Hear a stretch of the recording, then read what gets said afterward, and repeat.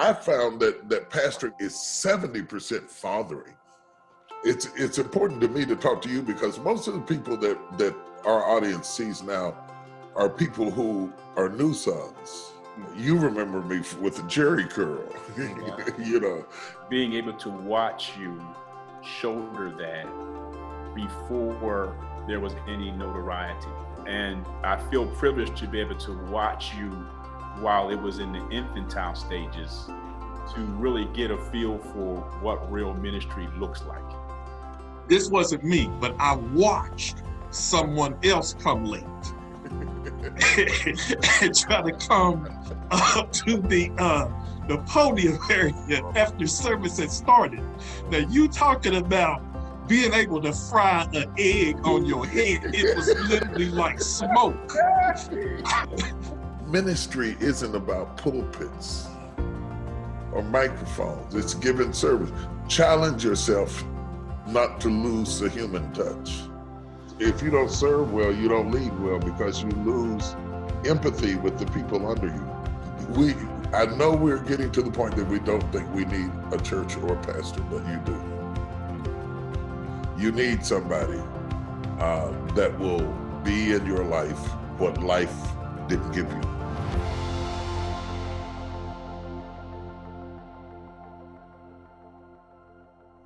Well, hello everybody. I'm excited to have this opportunity to share two of my sons with you, Bishop Wayne Crozier from Charleston, West Virginia, and Pastor Derick Faison, who is now in Nashville, Tennessee. And we're just going to let you eavesdrop on a conversation that we're having. They know my background, they know my roots. Both of them knew me almost from the inception of my pastoral ministry anyway. I've been preaching longer than I've been pastoring, but they go way back to Jerry curls and a towel around my neck and a much, much, much smaller version of T.D. Jakes than what you would know. But I want you to welcome them. I want to welcome you myself. We're glad to have you here today. Thank you, Bishop. It's an honor to be here. Thank you, Bishop. Thanks for having me on this call with you guys. To me, you are proof of my ministry. Living epistles read of men every day. And my ability to lead or steer you through the storms in your lives and mix grace and truth to the right degree. The Bible said we beheld the wonder of his glory, talking about Jesus, full of grace and truth. Some people are all grace and no truth. Wow. Some people are all truth and no grace. But you have to balance justice and mercy, have to sit on the scales right beside each other. So you can't be so graceful that you don't chasten, but you can't be so judgmental that you don't forgive. And as you disciple your sons, people are going to be people. Yes, sir. You know, people are going to be people. They're going to do things. They're going to do it right. They're going to do it wrong. They're going to get it right. They're going to get it wrong. They're going to fail. They're going to have mishaps. They're going to go through crisis. They're going to go through divorces. They're going to go through setbacks and backslide and everything else. And still, you must stand on the wall and preach and not be any better than the father of the prodigal son who was running out there to meet his son fresh out the hog pen. And he's the only one running in the whole story. And everybody else is doing something else. And the only one running is the old man. Yeah. And he's running toward a smelly son. Yes, sir. With love. Yes, sir. And restores him a ring and a robe and kills the fatted calf and brings him back into the house. And then when the elder brother is outside, the father goes out and addresses him. Away with this notion that everybody has to come to you. Sometimes you have to go to them. Yes, sir. And go get them. I am here today because somebody went and got me. Yes, sir. I had backslid and left the church and was doing my thing. and working for E-Steps.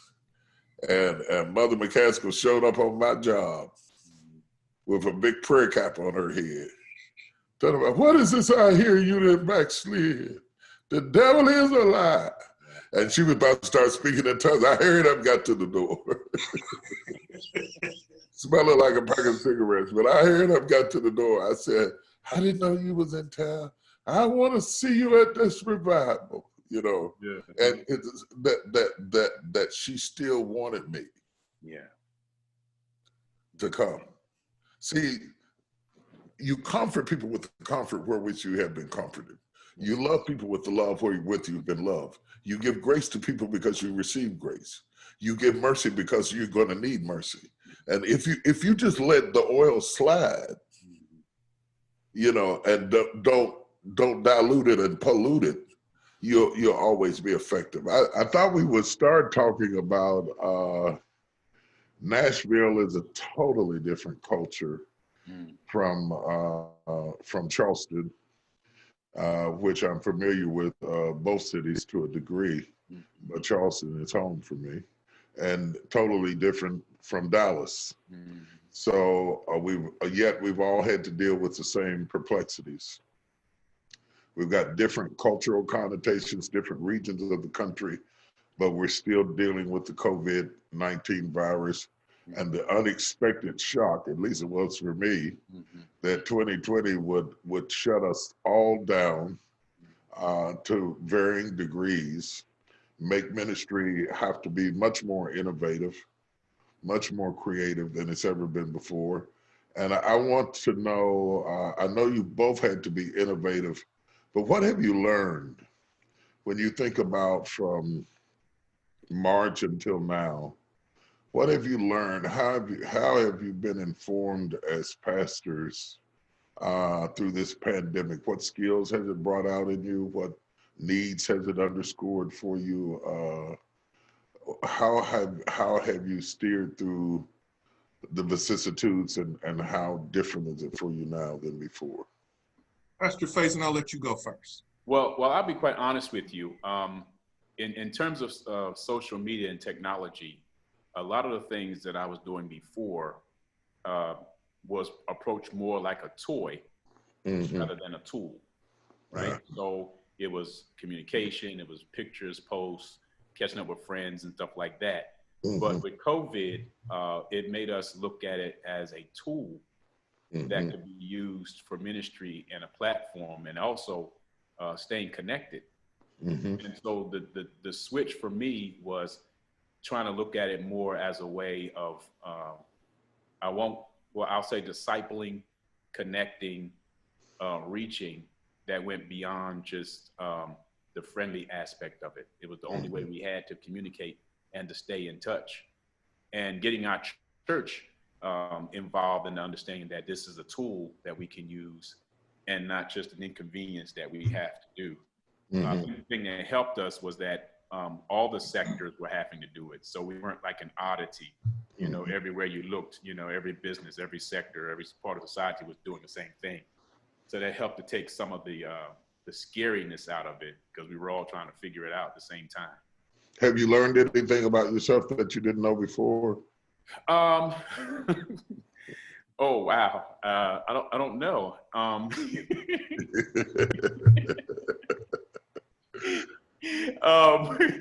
I realize I don't like being isolated. I don't like that. You take for granted that you can just go visit somebody, go have a hamburger, you know, go meet up or something like that. And it was a weird feeling, not only not having a place to go, not having a place to go. You couldn't get out or move around or go to some other environment, a movie theater, a mall, a restaurant, change the environment.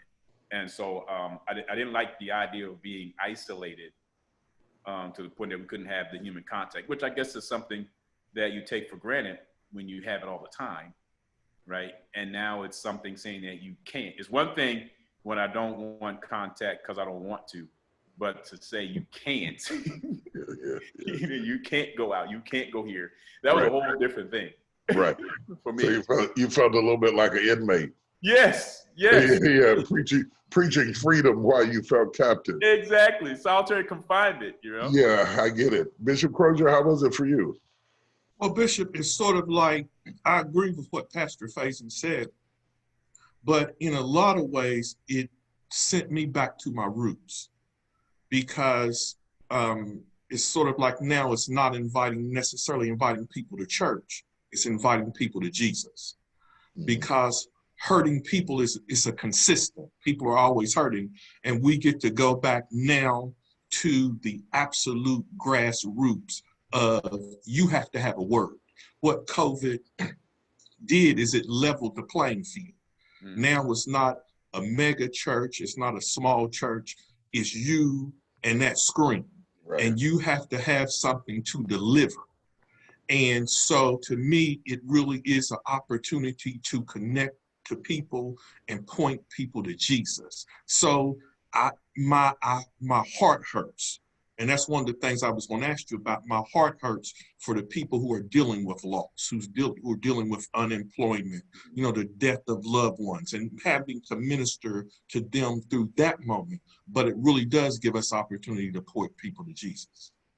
You bring up a really good point, and you bring up something that I have been thinking a lot about.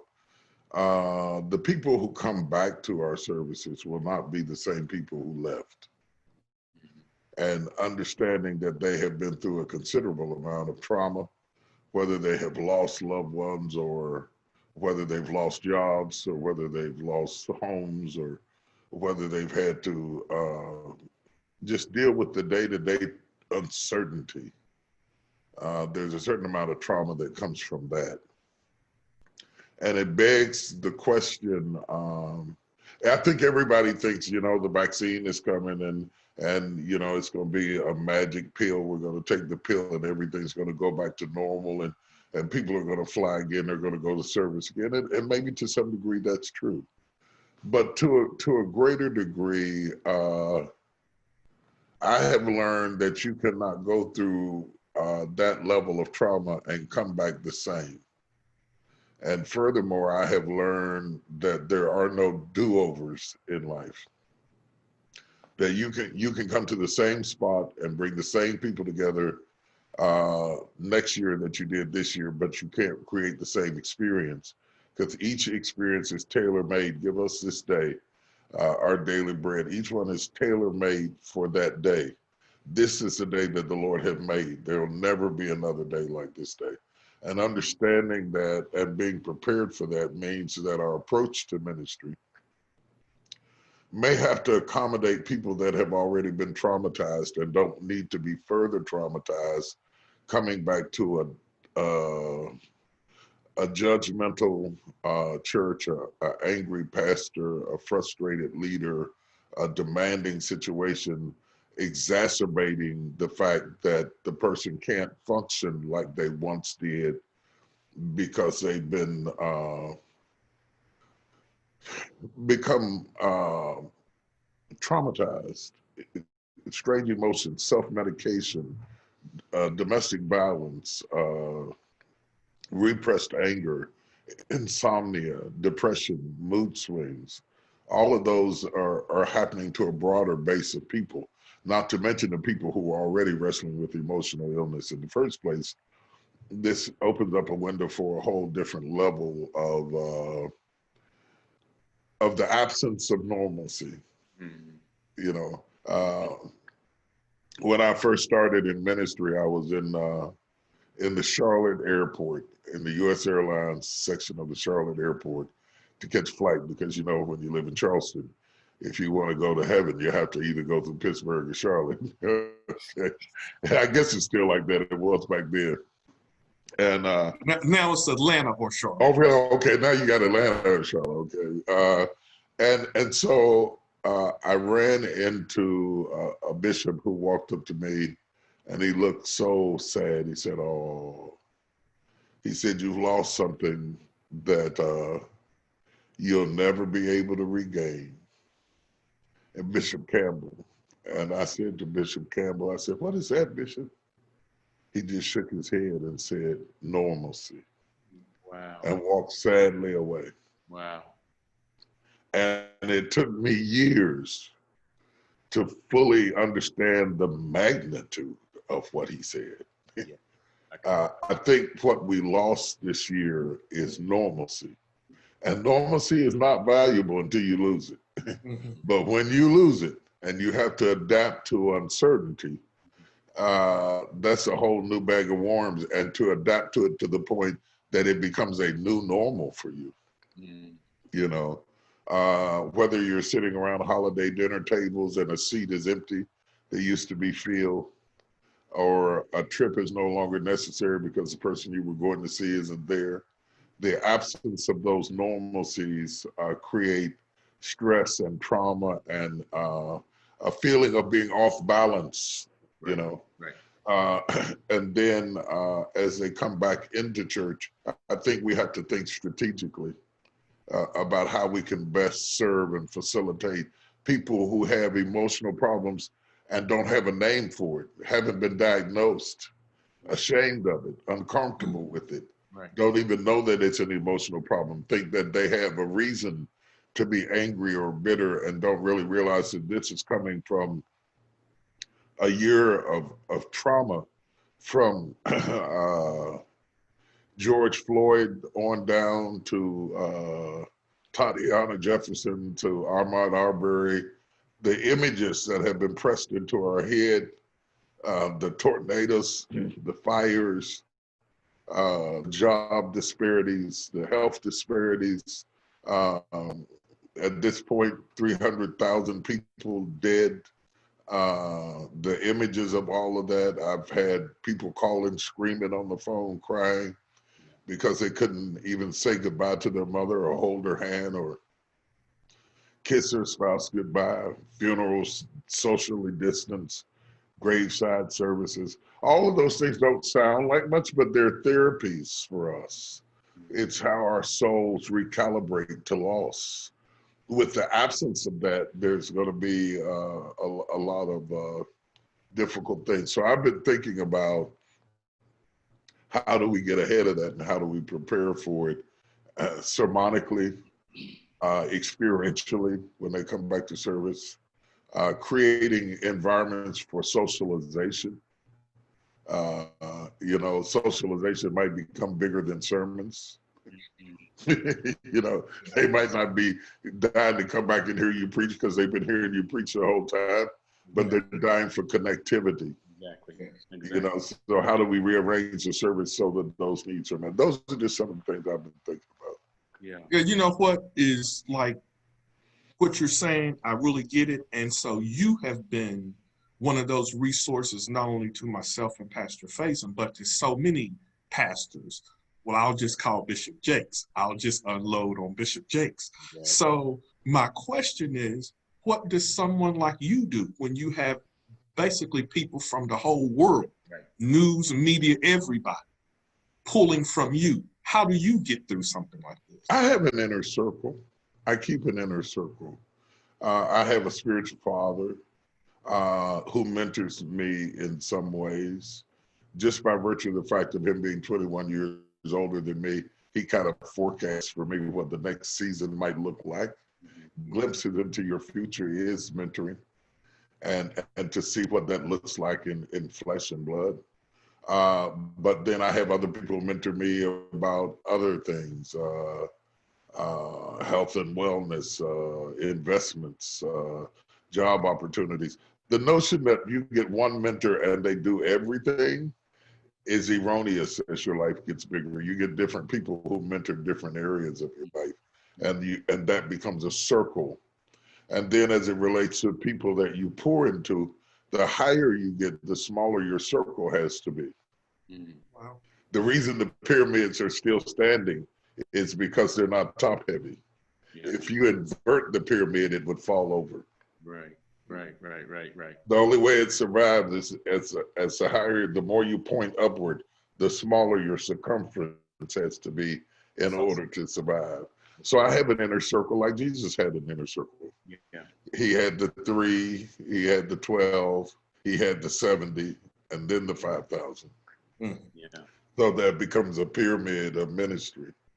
And understanding who are those persons that you can keep it real with, Right. who don't require you being on duty 24/7, who have not fallen in love with your image rather than who you are as a person, who can absorb the fact that you're in a bad mood today, Right. or that you want to call and vent. You know, everybody needs to be able to call somebody and vent and still be respected in the morning. Yes.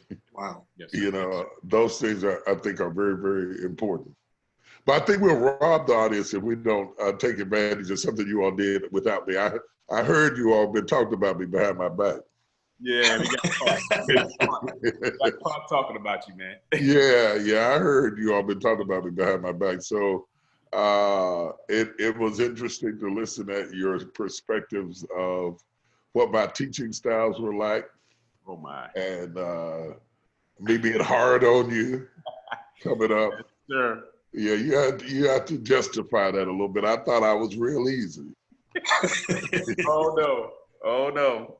It wasn't easy at all. We had to take it. Yeah. Don't make it. Give me an example.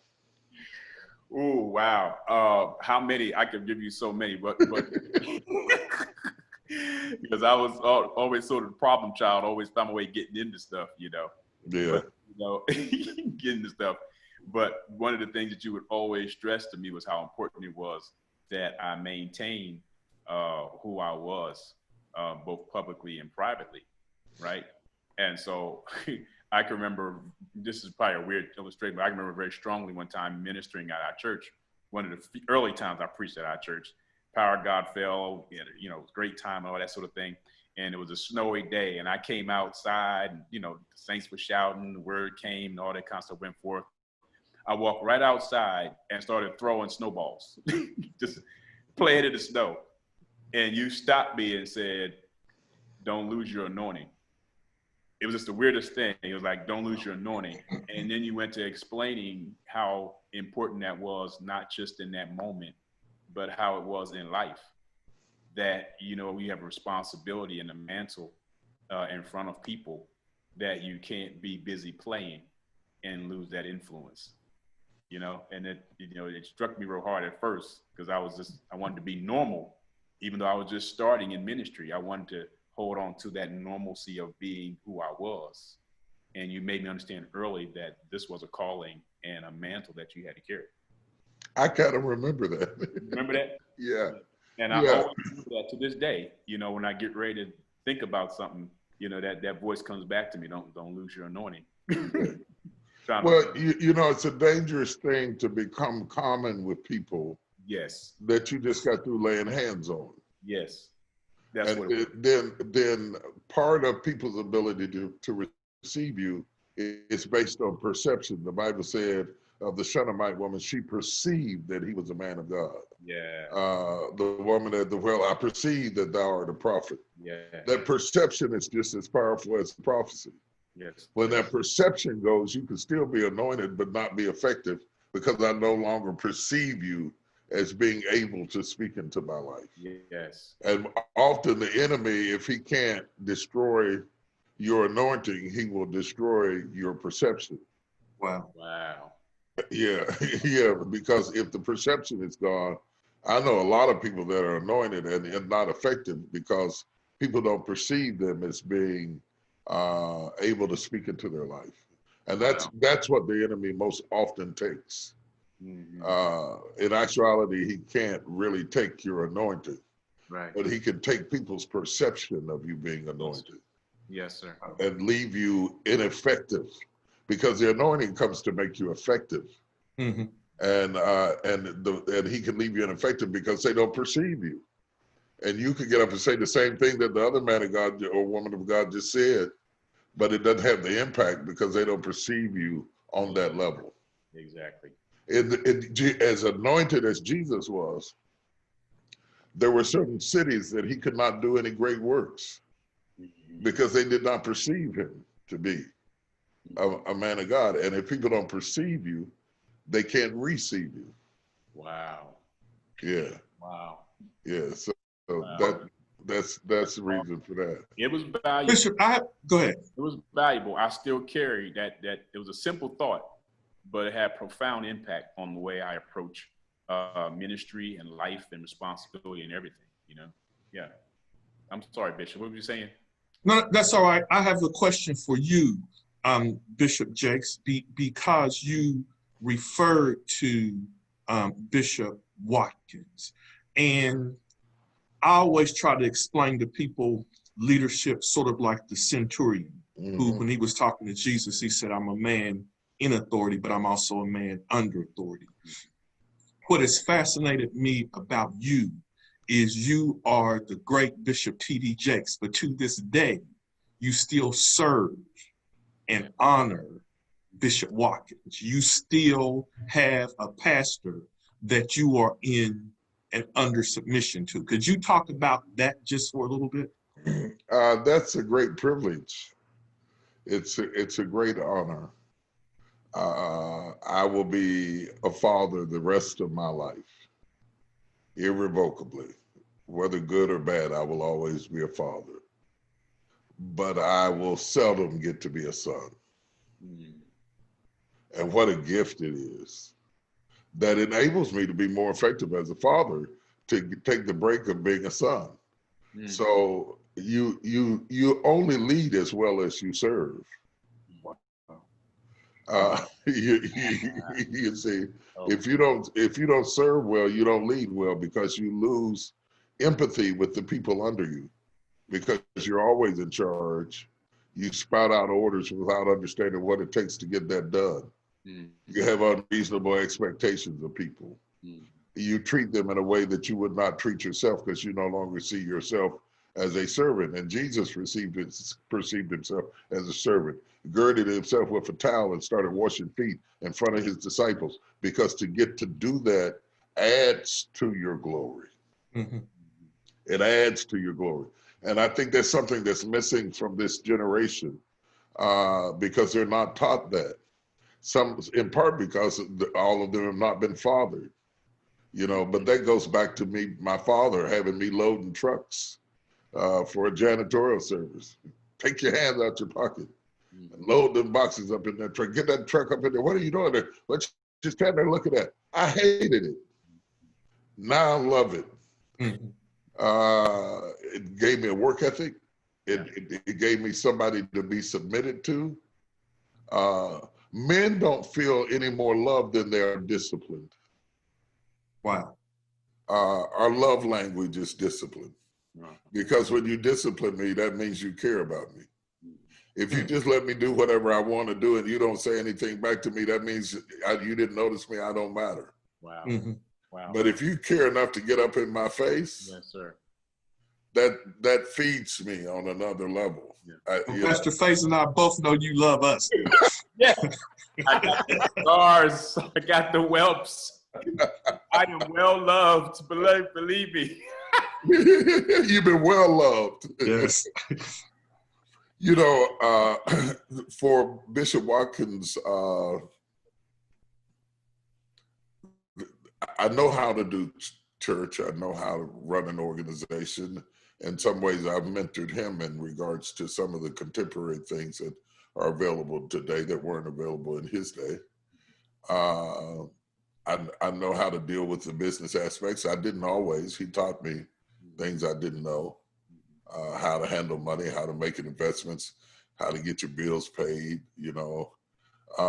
He mentored me how to stay married. He was married 46 years till his wife hadn't died. I watched him go through the different seasons of life. We don't get those models often.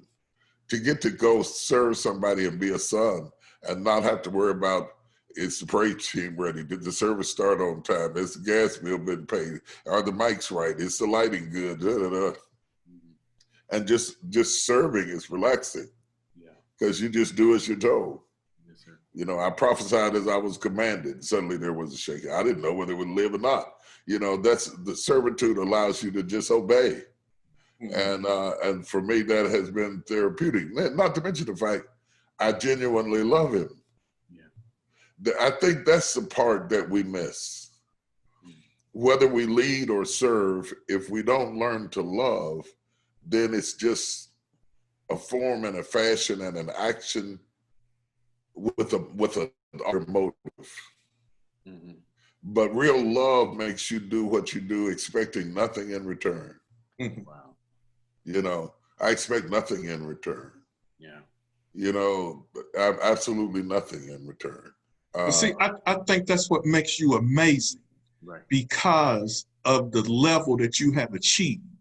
And then to see you, I mean, I've seen you You're right. come in and say, what do you need me to do? Yeah. And then you go do it. Yeah. And for you to look at him the way that we look at you, I mean, just with total respect and like it's absolutely amazing. Let me tell you a funny story about being here. So he was in Miami and the hurricanes were coming and the airports were shutting down and he was stuck down there and he couldn't get out. And I was going bananas.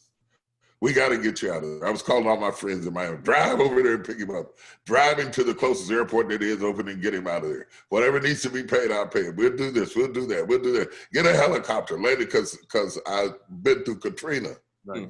So it was a flashback and he was right on the water. And at that time, I think he was maybe 79.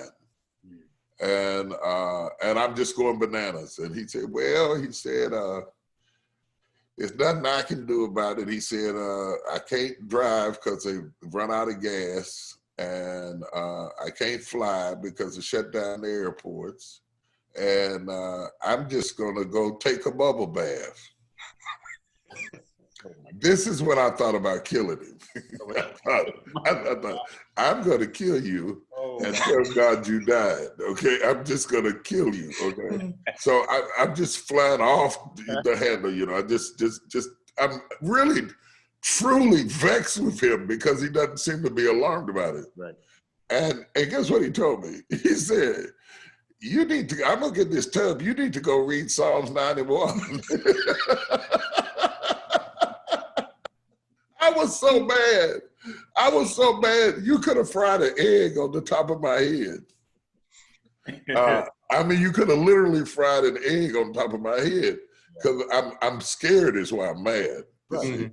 Right. What women don't understand about men is most of the time we're angry.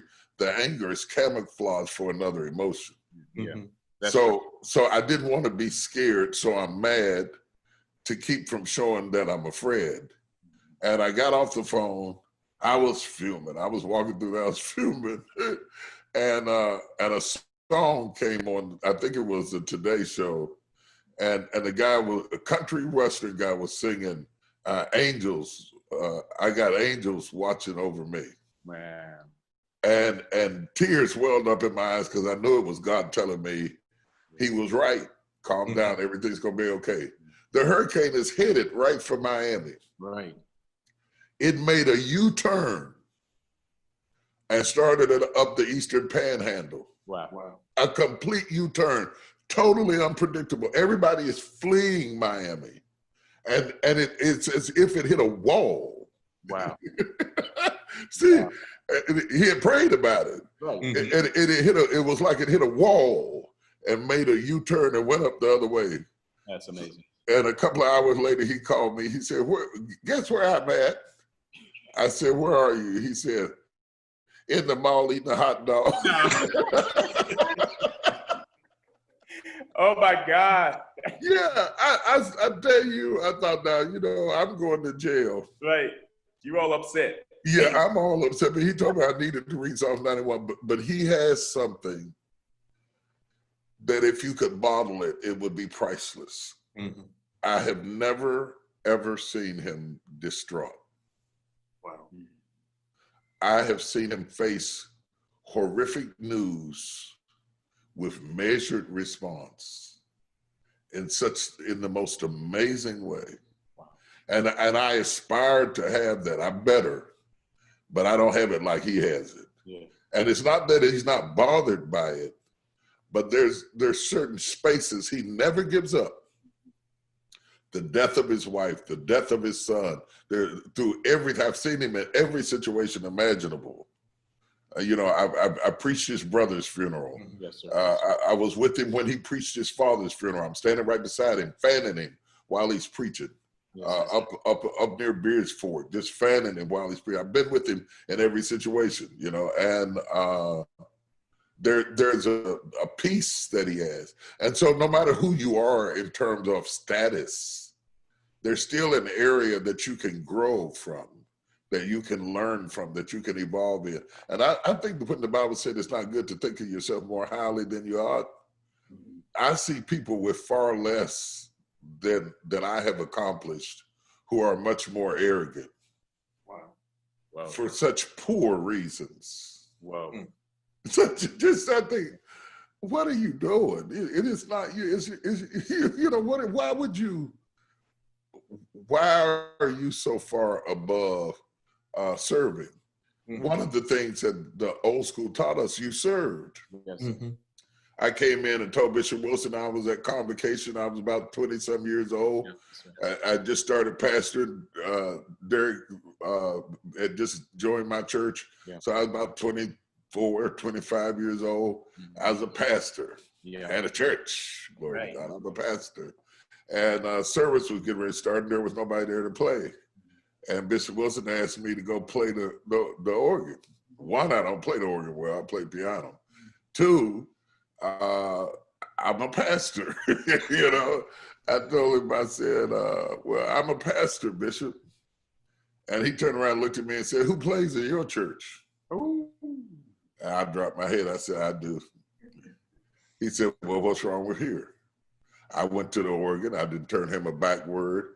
This is where submission comes in. I didn't turn him a back word. I went to the organ, jumped on the organ, started playing until somebody else came. Yes, sir.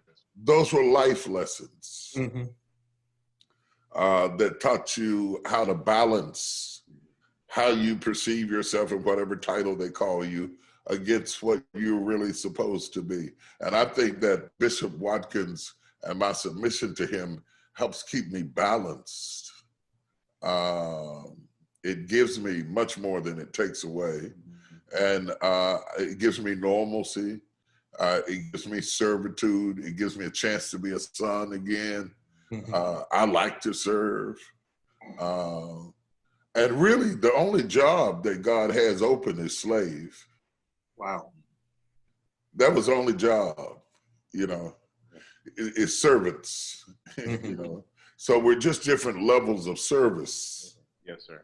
But he's got the master part covered. Mm-hmm. So the only job opening is slave. And if you apply, then you got to be willing to do whatever you have to do. Paul said that he was a slave. And he wrote most of the epistles in the New Testament. And yet he defined himself as a servant, as a slave. Jesus girded himself with a towel. Joseph served his brethren. You see, well, all throughout the Bible, you see a constant line of service. Yeah. Mm-hmm. And you both are pastoring, you know that pastoring means serving. Yes, sir. You know. Absolutely. But you're not going to get past my original question, Dr. Crozier. You and your mind. Yeah, oh, no, baby. My mind is still good. I'm slipping, right? Slipping. Look, my knees are getting stiff, but my mind is still good. You have your mom's mind. Yeah, absolutely. That's so funny. We go back, you remember my mother. In fact, you both do. Yeah. And I asked you to give me an example of where I was hard on you. The thing is, see, I came from a church, as you know, Bishop Jakes. I had a woman pastor, Pastor Johnson, and she really was a great woman of God, but she was a mother. Mm-hmm. And she witnessed to so many of us on the streets. Mm-hmm. So her approach was, I'm just happy these young men are saved. Right. So we could come to church late, you know what I'm saying? Again, we could pretty much, you know, come late and, you know, you shaking people's hands and all like that. And it's like she was just happy we were there. So when I came to the Temple of Faith, which was the church you were pastoring here in Cross Lanes, this wasn't me, but I watched someone else come late.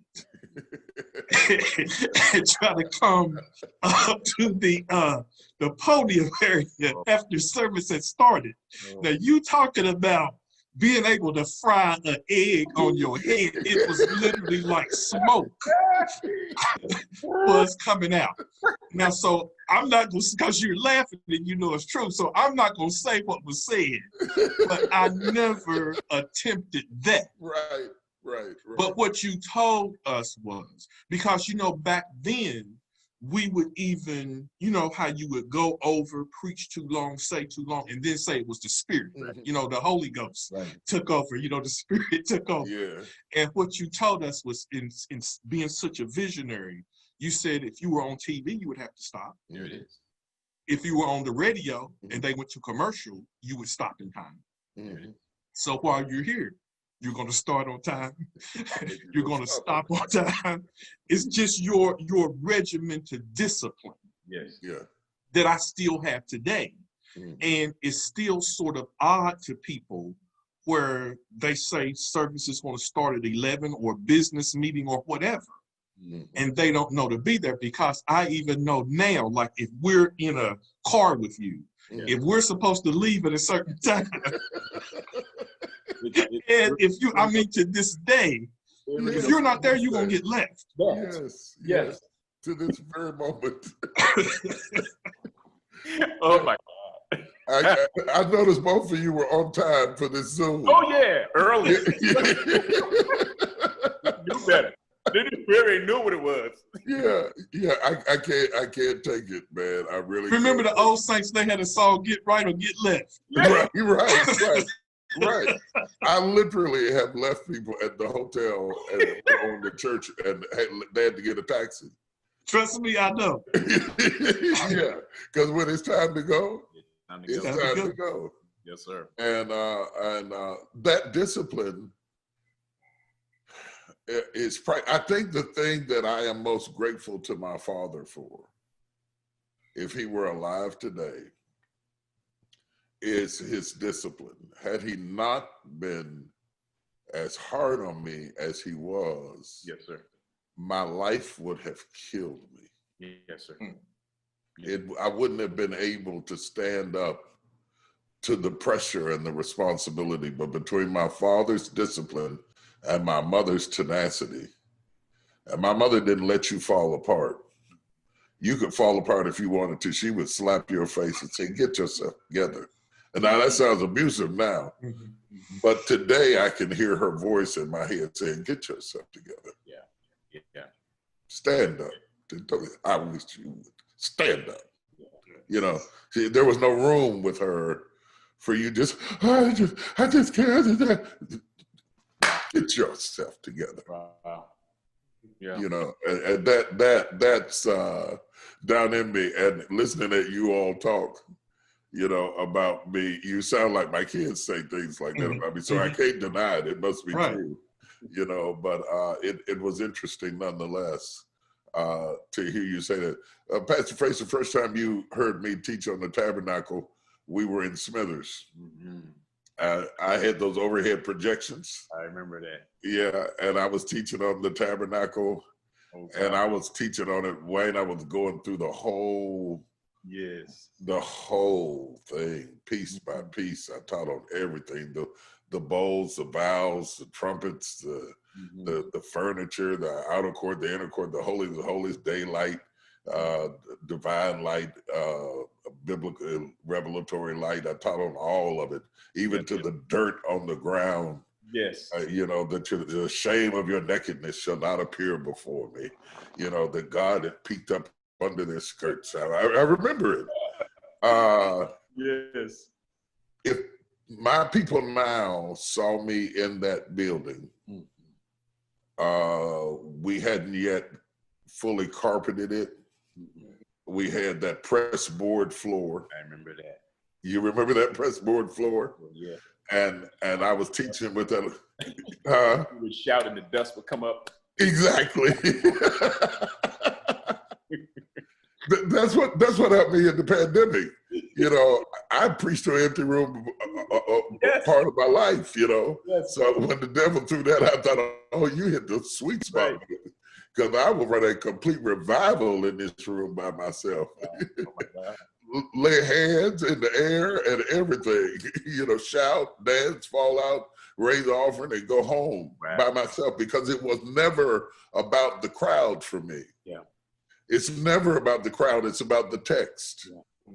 Yeah. Today, people, they love the crowd and let the text watch. Yes. Yes. Yes. When we came along, we loved the text and let the crowd watch. Yes. So whether you're watching through a camera or whether you're sitting there in the seat is immaterial to me. The text triumphs over the moment. The text is the whole moment. I mean, in the back of my mind, even while I'm sitting here talking to you, my text for tomorrow is in my head. Yes. Teasing me, flirting with me. Just right now. I mean, right this very moment. It's just all around me, all up in my head. Yes. And then I'll give birth to it, and I'll get released from it and go forward. I think it would help because the audience, for the most part, that will see this can't imagine dust coming up, people shouting in a church, or they can't imagine the fact that I helped nail the floor down. Oh, yes. You remember building that pulpit? Yes, sir. Or the old church in Montgomery. All those different colored pews, different types of pews and different chairs, and the nails in them would come up and stick you, because they were just miscellaneous pews we gotten from somewhere everywhere. Oh yeah. People can't imagine me in a place like that. If we squeeze tight, we could get 80 people in there, maybe.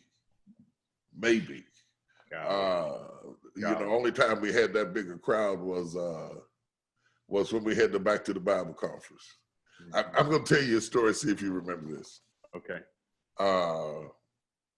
An evangelist from Atlanta, I think her name was Bernice Clark, came to run a revival at the Temple of Faith in Montgomery. Okay. And she prophesied that God was going to give us 500 souls. Yes, I do.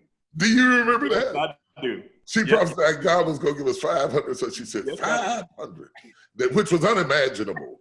I couldn't even conceive having 500 people. It was just unthinkable. Yes. So I'm driving them home that night. So it's me and Sarita and the boys and Derick and Brother Morris, Michael Morris, and Bill Lester. And we're all piled up in this one little raggedy 67 Valiant going back from Montgomery. And Brother Morris said to me, it was quiet, because there'd been one of them services that make you drive home quiet. Okay. And Brother Morris said, Pastor, if the Lord give us 500 souls, where are we going to put them? Do you remember that? I remember that. Absolutely remember that. Absolutely remember that. Yeah, he had a point too. Yeah. Where we gonna put him at? I had no answer. I said, I don't know. I couldn't conceive having 500 souls. And if all of my music department comes together, it's probably about 700 of us. Golly. Wow. Just in the music department alone. Absolutely incredible. And I couldn't even, I came from a place where I couldn't imagine it. So for the pastor who has no members or few members, or he has to drive them home after church, I can talk to him. And the pastor who has so much staff that he's doing end of the year bonuses and reconciliation statements for his team, because the year is coming to an end, and he's doing other businesses. He's doing taxes and property taxes and all of that. I can relate to him too. Yes, sir. I can relate to the pastor who is doing major acquisitions, and I can relate to the pastor who's carrying his family and friends home from service, locking up the door, making sure the lights out, turning down the heat from the stove. We had a cook stove in the back. You ought to remember that cook stove in the back of the church. That was the heat we had. Yeah. Those my world today can't imagine my world then, and my world then can't imagine my world today. Wow. So talk about some of those early years. Well, I'm going to share a story now. Do you remember driving me home from church, as you often did, over to Smithers, Yep. and riding past that movie theater? Yep. And getting so excited you jumped out the car to Yep. see that old broken down movie theater, you know, with like holes in the roof, and you know, rats all through it, and boards was all rotted, you know. Yeah. You looked at that place like it was like you found gold. Yeah. Like you found gold, and went after that thing every day up there, painting the walls, bringing in the sheetrock, and I was no contractor, and most of us didn't. It was volunteers. Yeah. We volunteered, painted, putting in a lot of stuff like that, and but when you walked into that place, it was like you walked into the Potter's house to you at the time. Yeah. Yeah. It was bigger than what we had in Smithers, but it was still like, I mean, your eyes just lit up. You know, it was like, stop the car, jumped out, you know, and looked at this place that it was on a dark street right across the street from the railroad track. The train would come there. I see it right now. The rusted sign on the front. Everything. Yeah. Everything. I see it like we're there right this minute. Yeah. And I remember leaving the car in the middle of the street. Yeah. And running out and seeing this building and thinking it was amazing. Yeah. And it was the first time I took the members in there, one of my members threw up. And I didn't even turn back to see why. Yeah. She threw up because the smell was so bad and it looked so bad that they thought it was disgusting. And all I could see was what it could be. Mm-hmm. Mm-hmm. That's all I could see. That's how you know you're a visionary. Yes. All I could see was what it could be. See it. And it became what I saw. We believed you. Yeah. We didn't see it, but you did, clearly. You remember when I was running up the stairs and fell through the steps and kept on running? I fell. Bishop Crozier, I fell through the steps. This is Smithers. I fell through the steps and go up to the balcony. Yes. You know, and I fell through the steps and my legs was kicking up underneath me because I was still going. That drive, that relentless drive brought me here. Yeah. Wow. Yeah. That relentless, I'll carry the sheetrock. I'll get off work 8 hours a day. I worked for Union Carbide, get off work and drive up to Smithers and start hammering and doing all of that. And I think that the way I had developed such good staff is that I worked first. We would have a conference. I would be down there moving chairs around, organizing the way I wanted. Gerald and them would come down and help me move chairs around. Gradually, they pushed me off to the side and eventually took over. And good leadership works itself out of a job. You can't get a title and let it go to your head. Wow. Yeah. You know, you can't just teach servitude. Yes, sir. You have to be a servant. Yes, sir. Mm-hmm. Yes, If you be what you're teaching, you will see what you taught. Wow. Whoa. I hear you, sir. Whoa. Whoa. Yes, sir. Yeah. If you be it, yes, sir. then you'll see it. Yes, sir. But you can't teach me to be something that you didn't model in front of me. Mm-hmm. Mm. You know, and I think that brings about a change. Bishop Crozier, you remember back then we was going to everybody's church to preach. Mm-hmm. And we go down to Sister Mabel Page's church, and it would be all these cars lined up, and we'd be leading the cars down there to go preach for her, and then she'd come preach for me, and Pastor Rosine Jackson, and yes. I remember all of those people, Bishop Straughter, and all of those people. We'd go over there and preach for them, and go up in the holler, Wilson Holler. It's Worth Avenue, but we called it Wilson Holler. Is it still there? Yes, sir. It is still there. It is still there. Bishop, now I have a question for you, or something I would like for you to talk about.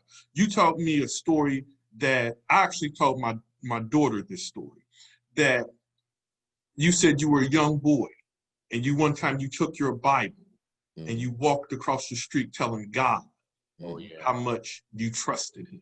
Yeah, with my eyes closed. Yeah. I walked across the street with my eyes closed. I do not suggest that anybody listening do this. Okay. But I told God that was how much I trusted him. I closed my eyes and walked across the street, down the block and across the street with my eyes closed. And I told him, this is how much I trust you. And this is how much I want to trust you. Wow. And it's been that all my life. Yeah. Not seeing what was next, but feet still moving toward it. Not knowing what I'd have to pay for it, but not afraid to go after it. That's amazing. It was in me. I was so honored that he would ask somebody like me to do something like this for him. Yes, sir. I'm still like that. I can't. It's unbelievable that he would ask me to do this. That's awesome. You know, I tried to talk him out of it. I said, this is not gonna work good. You know, get somebody else. What an honor to be drafted into his service and to be asked to do something that I had no idea was going to go like this, because I would have fought harder. I would have fought harder trying to get away from it. But just to be in this role at all was such an honor. And that's gone. Yeah. We don't see much of that now. You know, I have preached on Sundays during the pandemic, preached in empty rooms during the pandemic. When things got worse, I started teaching Bible class from sitting right here during the pandemic, feeding the flock, doing Facebook Lives, trying to comfort the people, Instagram Lives, confronting issues, writing op-eds, feeding hungry people every week. We fed thousands and thousands of families food every week. But Derick could tell you I was cooking on Elvire Road and feeding people there. It has to come from inside. Yeah. It can't be assumed. It has to be born. Yeah. Out of you, out of who you are, not what title you have. Right. And you know what, Bishop, I think the great privilege, and me and Crozier talked about this last night, was being able to watch you shoulder that before there was any notoriety. Like the attitude that you expressed about serving, you know, your spiritual father and your approach to caring about people and ministering and serving and approaching the text was the way you were even before there was anybody to watch. And I feel privileged to be able to watch you while it was in the infantile stages to really get a feel for what real ministry looks like. There it is. Yeah. What does it really look like? You know, a lot of what we see, to your point, is a lot of the, I call it the tapestry of ministry, the drapes and stuff like that. But the things that really make it what it is what's behind the curtain. And more than anything, it was the behind the curtain stuff, like we're talking about tonight, that gave me a real picture for this is what ministry is supposed to look like. That nucleus, that approach to it, the tenacity to look at a building like that and imagine what it could be, and moving chairs and, you know, the things that you're saying, you know, but that to me is like the great takeaway of knowing you. You know, the great takeaway of walking with you is that beneath all the things that we are enthralled with is a person who really does love God and really approaches ministry like it matters. Mm-hmm. You know what I'm saying? I don't know if I'm making sense of it. Yeah, you make sense. Yeah, like it really matters. It absolutely matters. Yeah. It still matters. Yes, sir. Yeah, it still matters. 44 years later, I've been preaching 44 years. That's unbelievable. 44 years. They said I wouldn't last 2 weeks. They did. They said I wouldn't last 2 weeks. They said I'd be back in the streets in 2 weeks. And 44 years later, I'm still here. Most of the people who said that are dead. Wow. And I'm still here by the grace of God. Absolutely by the grace of God. Mm-hmm. Crozier, what is the big takeaway for you, Bishop, when you look at your experiences under my covering? What did you get out of it? It is the tenacity. I mean, there's so many things, but I think at the core, at the root of it, is like you can't quit. Yeah. It's like you preached a sermon entitled "You Will Win If You Don't Quit," and ultimately, I think that's it. It's like no matter what, like you taught me to be a man, even behind the pulpit. In business, it's like you shoulder it, you take it and you go. And that's what I'm saying. I just so much admire and respect that. And then to balance it with compassion. Mm-hmm. You have this uncanny ability to be strong, but then to be loving at the same time. And it's like it's a gift from God to be able to chastise people and they still love you even more. Mm-hmm. You know, I've seen you let people go and they're hugging you and crying and all like that. You know what I'm saying? Again, it's like, how does this man do this? You know what I'm saying? It's just amazing. But to me, I just want to make sure, Bishop, that you know that you really are a living legend. You really are an icon. Yeah. And people really do. Pastor Faison and myself just are representative that you really are loved, man. You are a gift from God to the body of Christ. And I tell you this privately, but I just want to say it in the national platform because this is what people really want to tell you. We love you. Absolutely. Wow. Wow, thank you. That's a lot to absorb because I know you mean it. And it comes from a real place, and I can feel it, and I really appreciate it. And I know you mean it. I was in Huntington, to do a funeral, and I ran into one of your members, and they were asking me about a movie, and they said somebody said that you did that movie.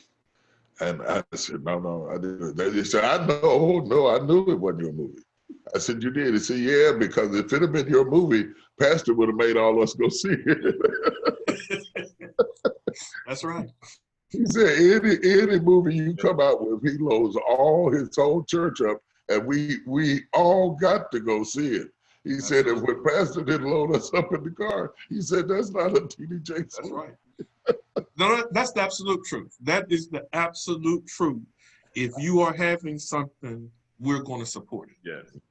That's my way of telling you thank you. That's my way of saying because you have been there for me. Mm-hmm. At my lowest points, you have been there. There are things that I've told you that I honestly have never told another soul. And again, it's things like that I learned from you, that when people tell things to their pastor, I'm supposed to take it to the grave. Absolutely. I feel so strongly about it. Yeah. I feel so strongly about it. I don't even talk to my wife. That's right. You know, because if you wanted to talk to her, you'd have got her on the phone. I don't do that. And I think that's very, very, integrity is very, very important. And it's important to me to talk to you because most of the people that our audience sees now are people who are new sons. Mm-hmm. But you remember me with the Jerry curl. Yeah. You know, Yeah. you remember me when I was staying at Martha Johnson's house and preaching. My wife and I talk about laying up in the bed upstairs, giggling in the bed, young people staying in the pastor's house with Pastor Martha Johnson. Always loved her. Yeah. Always loved her. Yeah. I remember you would preach and you literally would leave a spot where you sweated. It would like be a spot on the floor. But when you used to come to town, it really was the equivalent of Earth, Wind, and Fire or the Commodores coming. Because it's like Bishop, like back then it was Elder Jakes. It's like Elder Jakes is coming. Elder Jakes is coming. Yeah. And we could not wait to get to church because you were coming and you would come in like Mike Tyson. You know what I'm saying? You would come in, but it was business, bro. You would go to work. And the first sermon I ever heard you preach was entitled Grace. That's all. Mm-hmm. Nothing else. Yes, yes. Yes, indeed. Yes, yes. I got cold chills. Boy, I got chills all over me. I remember it. Yeah. Yeah. That's so amazing to me. Tell us a little bit about your ministries and what your vision is, and what you believe in God to do in your respective cities. Well, in Nashville, one of the things that COVID did was make us put a greater focus on outreach more so than inreach. And one of the things that I've been feverishly doing is finding needs in the city that we could put our arms around. A few weeks ago, we did a food drive where we gave away 1,400 boxes of food to families that were in need. Wow. And we did it twice. And in between, we delivered boxes to neighboring communities that were there. And so we've been talking to the police department, to the mayor, to ask them, where are the needs in your city and where can we put our finger? And so where I see our church going is, and that the amazing thing is that people who normally wouldn't have come to church or starting to lose interest in church because we've been out so long, have been fired up about getting ready to get out there and serve and minister and work, and they're partying and having a good time while we're feeding people and serving people. And so I see our church moving more towards being mission minded. I don't see us just pastoring a small community. I see us pastoring this entire city. That may be a little bit ambitious, but one of the things I said to one of the officials is that as you run into needs in this city, whether they are with youth, with young people, domestic violence, with crime, whatever it is, housing, all those issues, we want to be that church that you look to partner with you in helping you to meet those needs. And that's a real thing for me, being part of the fabric of this community, as opposed to just sitting as an isolated church on the hill. We want to be all in the trenches, all involved, wrapped up, interwoven into the Nashville community. And that's where I see our church. We're in Rivergate Parkway, actually in Goodlettsville, which is just outside of Nashville, probably about 20 minutes away, 20 miles from, Nashville proper. But there's so many communities between us and downtown Nashville that we feel that, and we still want to put our arms around that. And I see our church moving more towards that as we go forward.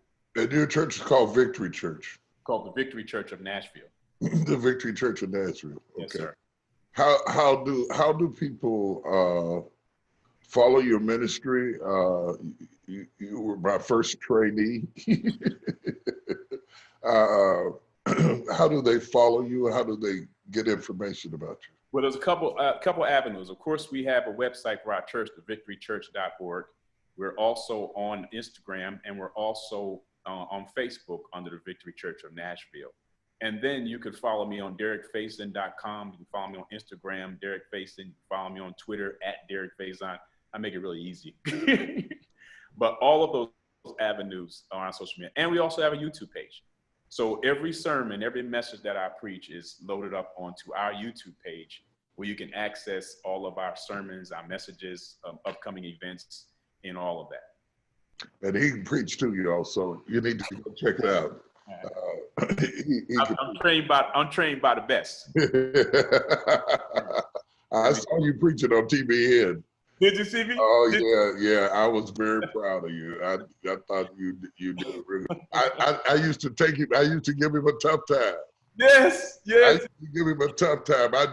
I would do exercises and take him through all kinds of stuff and sermon preparation and preaching on a dime, and the sign we'd be driving down the road and one sign would say "one way, do not enter," and I'd say, "Preach on that sign, one way, do not enter." It had to preach. To preach. I'll tell you this, which people don't know. Before I spoke in your pulpit, I had never, ever in my life done public speaking, ever. Not even school, high school, or anything like that. And but you believed in God's calling on my life.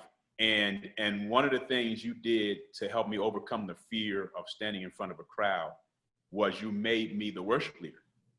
And every Sunday I had to get up and lead the worship, right? Remember you had the overhead projectors? Yes. So that means Saturday night, I couldn't be running around or playing or whatever. I had to approach it like a sermon. I had to pick the songs, write the songs, be there early, set up everything, and stand up in front of 15, 20 people, which at the time was like 3,000 people. Right. And sing the song of the Lord. But it helped me. And one of the things you said to me was that you don't want to I want to make sure that the pulpit doesn't bully you. Mm-hmm. Like you want to be able to stand there confidently and comfortably and speak or sing or whatever it was. And it helped me. It really did help me because I couldn't see the connection between the call of God on my life and the pulpit seemed so intimidating and frightening, but just making me, and I didn't want to do it. Let me be honest with you right now. I didn't want to do it. I did not want to do it. And you would call me and say, "You're doing worship." And I would be really upset because I didn't want to do it. But I knew you didn't. I didn't care. I didn't care. I didn't care. I think too many times pastors are trying to be popular and pleasers rather than leaders.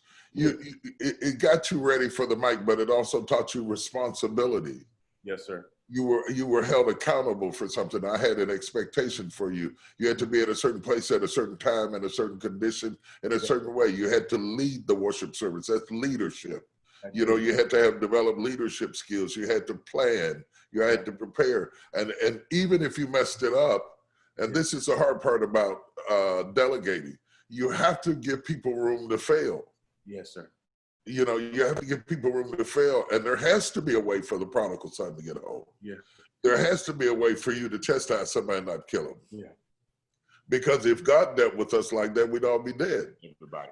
So teaching a way for you to have those experiences, I found that pastoring, particularly Black men, is 70% fathering. 70% fathering. Yeah. And 30% preaching. Yeah. It's a lot more about fathering than people. And if you're not prepared to get down there and be a father, because most of us have already been abandoned by a father. Right. And we don't need to have a repeat experience. Right. So you don't start that if you're not going to ride through the storm and the trouble and the trauma and the dark days and all that, because if we give up on us, who have we got? Yes. I don't care what you do. If we give up on us, we have nobody else. So we have to be able to do that. That's true. Now you're down there in Charleston. You're down in my stomping grounds. I was born in that city. I was raised in South Charleston. I know that city pretty well, and your church mission. Let's talk about that and what your vision is, what you've done, what you want to do. Well, I'm the pastor of Abundant Life Ministries in Charleston and in Huntington, West Virginia. And actually, Bishop, it was today, 1 year ago, to this day, where I was consecrated to the office of bishop. Wow. And it's something that I never really aspired to because of the standard that you set. It was such a high bar. And my thought was I would rather be a competent captain than an incompetent general. Mhm. So part of what I want to do is represent and be a true general in the Lord's church as a bishop. So that's one of the things, to be over other pastors now, to be over churches in several different states now. That's something that is really, that I've been talking to you about, that I really want to grow into and make sure I can do that. But on the local level, it is a lot of things Pastor Faison was saying. Actually, this Saturday, we're having a toy giveaway and a food giveaway in Huntington. It's December the 12th to 12th, so we call it 12-12-12. December the 12th at 12 noon.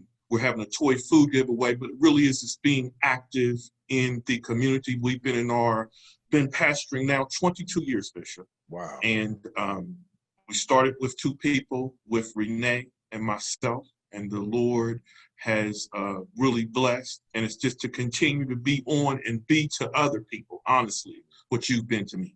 I want to be that type of person that you have been, a person of integrity, a person of honor. That's my goal, to represent you and the kingdom, of course.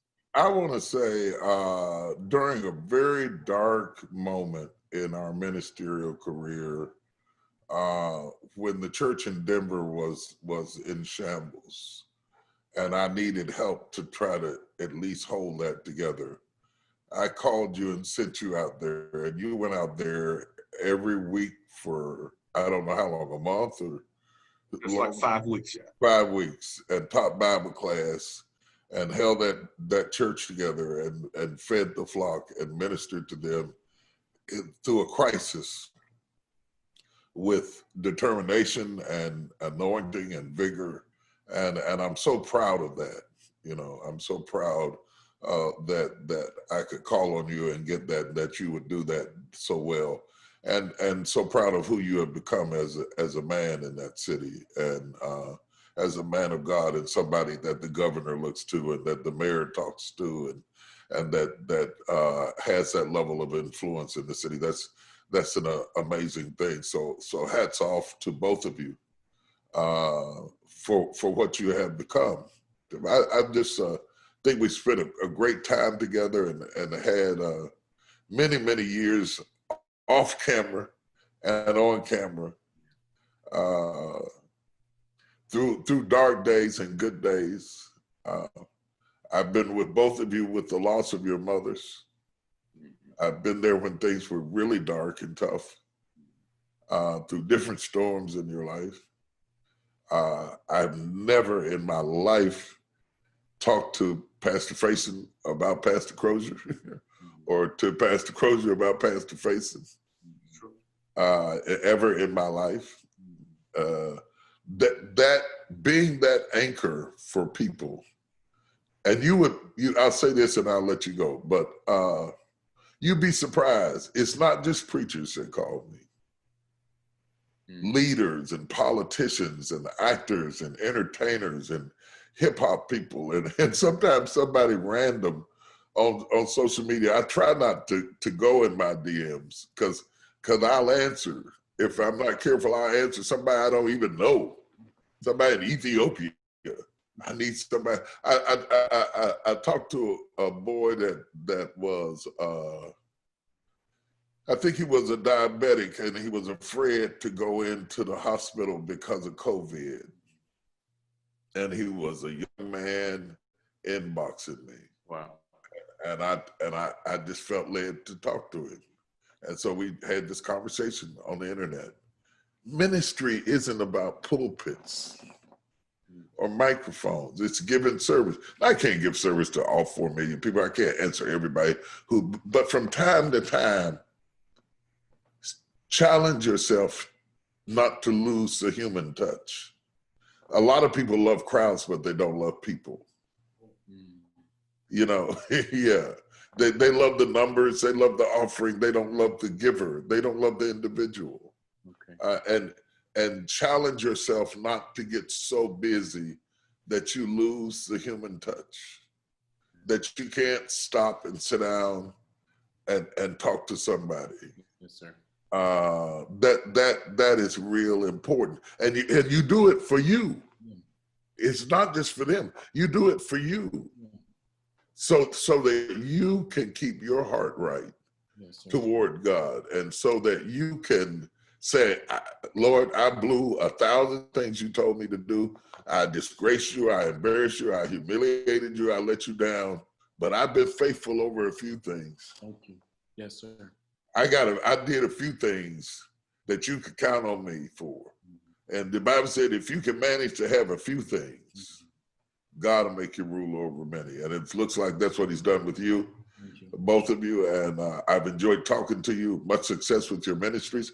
And listen, friends, if you are anywhere in West Virginia and you can slide, skate, roll down to Abundant Life and experience Bishop Wayne Crozier's ministry, I believe you'll be blessed. They're streaming online.